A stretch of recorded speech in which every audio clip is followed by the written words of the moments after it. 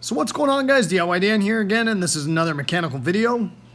In this video, the blower motor stopped turning on my mom's 2011 Mercury Grand Marquis, which tends to be a problem in Phoenix, Arizona in the middle of summer when it's pushing 120 degrees outside. So I'm going to be going over how to diagnose whether it is the blower motor itself or the resistor in this video. And what I go over as far as the diagnostic goes will apply to almost any vehicle. In my case, it ended up being the blower motor resistor that was bad on this 2011 Grand Marquis. So I'm going to be going over how to replace that. But I will also do an overview on how to replace the blower motor itself on this vehicle in case that's what's wrong with yours. So the main tool you will need to diagnose this problem is a multimeter. You can get these at Harbor Freight for less than $10. The other thing that I did use was my power probe, which makes it so I can jump power and ground to the electrical in the system. So most likely if you are a DIYer at home, you're not going to have a power probe, so you can use a jumper wire instead. If you are planning on using a jumper wire, I do highly recommend putting an inline fuse or an inline circuit breaker in order to protect the systems on your vehicle. So let's get to it. Now, a lot of times on vehicles, the blower motor and the resistor are usually on the passenger side of the vehicle under the glove box. However, on this vehicle, it is under the hood on the passenger side, basically against the firewall. So I like to use these little T-pins to help diagnose electrical problems on a vehicle. They work well to stick in on the backside of connectors, so then you can easily use your multimeter to check voltages. So right here, I'm just using two T-pins to push in the connector on the back side where it connects into the blower motor so I can test my voltages. So right here, I've got the key in the on position with the vent on and in high fan mode so I can check to see if I have voltage going to the blower motor. I'm unplugging the harness out of the blower motor and then checking the voltages. Now you could do this from the spade connectors once you unplug it. However, I'm using the T-pins to check those voltages to make sure that I do have those T-pins in making contact with the wire itself. So you'll notice with the harness unplugged out of the blower motor, we actually have 11.5 volts going to this thing. So that would make you think that we have our ground and our positive. However, I'm going to plug it back in and check my voltages again, and you'll notice that it drops to 0. This will happen when there's a bad connection in a wiring system, and once you put it under load, it will drop that voltage off. Now, the other reason I'm checking pin to pin on this is because if you put your multimeter on a ground to the battery and then check for power, yes, that'll tell you whether you have a good power supply going to the blower motor, but it doesn't necessarily tell you that you have a good ground going to it as well. So now I'm going to go ahead and use my power probe to jump either the power or the ground depending on what's dropping out to see if the blower fan comes on that way. So we've got 12.4 volts going there,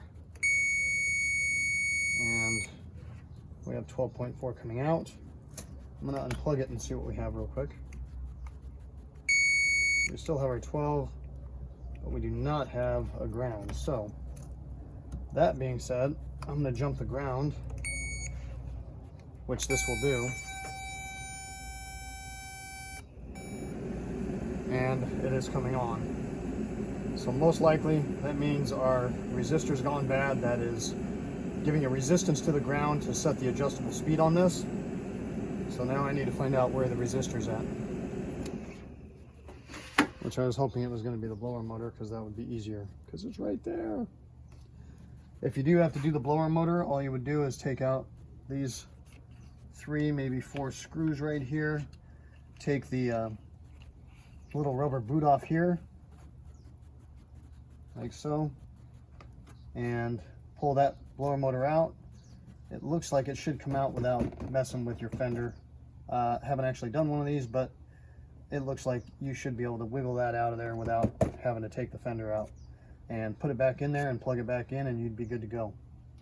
So now let's trace down the resistor.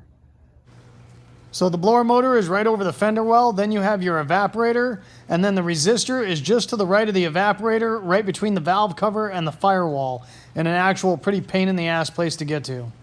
I used a 5/16 socket to remove the 2 nuts that held that bracket in place. I carefully moved it out of the way just enough to get by it because you don't want to be too aggressive moving that bracket, because the plastic tubes with time and age that are attached to that valve can get dry and brittle and break. There's 2 screws that hold this resistor in place, and they use a 5/16 socket in order to remove them. I was able to put a socket on a 1/4-inch ratchet in order to get the first one off. Okay, one pain in the ass screw out. The next thing I did was use a long zip tie in order to lift the coolant hoses going to the heater core up and out of the way to make it easier to access the screw that was holding the bottom of the resistor. Once again, being careful not to be too aggressive with bending the hoses.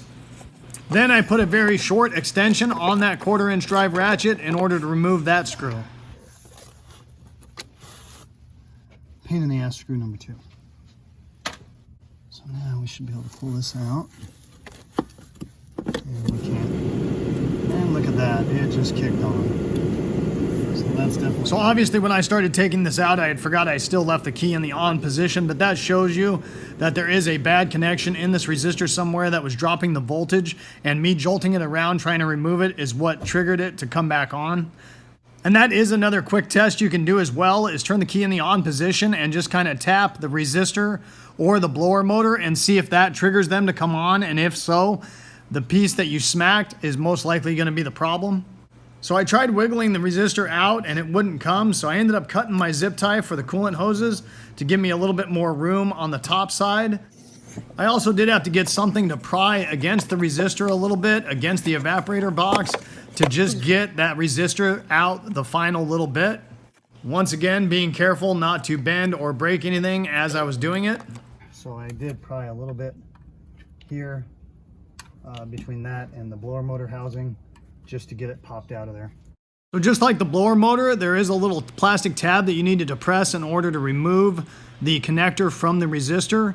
However, mine was jammed up, so I ended up grabbing a pick and leveraging up that plastic clip from the other side of the connector in order to remove it. So usually I get my stuff off of Amazon. However, I was trying to get my mom's car going, so I ended up going to AutoZone. It did come with a lifetime warranty for right around $62. So I always try and put my parts side by side before trying to install them, because if something's not correct, it's a lot easier to return something if they haven't seen you try to install it, especially with electrical.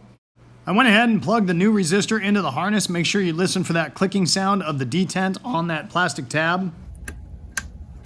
Then fed it back into that pain in the ass location where they have it located.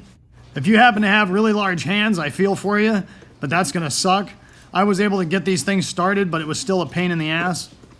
Once getting the top screw in and tightened down, I went ahead and zip tied up those coolant hoses once again to get them out of the way to make it easier. Got that bottom screw started, then used that small extension with the same setup in order to tighten that one down. I found that using a tool and prying it against the valve cover and pushing against the back of the ratchet helped keep the socket on that nut while I tightened that final screw down. Be careful not to over tighten these screws and strip them out, because they are just going into a plastic housing. Once getting that in, I went ahead and cut my zip tie off my coolant hoses and reinstalled the bracket for that solenoid valve and tightened those nuts down as well. And that's about all there is to it, guys. So hopefully you guys enjoyed this video and it gave you some good information. If so, make sure you hit that like button and subscribe to my channel if you haven't already. I'd really appreciate it. The whole concept of my channel is to give you guys the most information in the least amount of time as possible, so I don't waste your time. And I hope to see you next time. Have a good one. Later. So we are good to go.